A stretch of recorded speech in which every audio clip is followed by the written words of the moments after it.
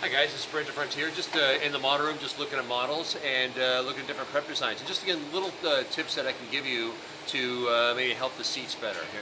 So on this case here, we have a case where we've got 3 teeth, 19, 20, and 21 here. The preps are excellent and the impression is excellent here.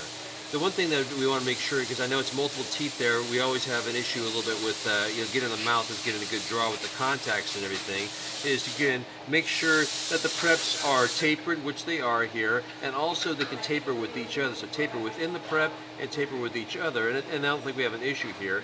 In addition, you want to make sure that you check the contacts here, the distal of 22 and the mesial of 18, to make sure that they're not too far converging here. Otherwise, we're going to have a little bit of a seating issue and such. So one of the things you can do is that once you prep the teeth there, go in there with your perio probe and just look and see what's the draw like. And if you need to, you can just take a burr and just kind of disc off the mesial and kind of dress the mesial here, dress the distal here, so you have kind of a little bit better draw on here.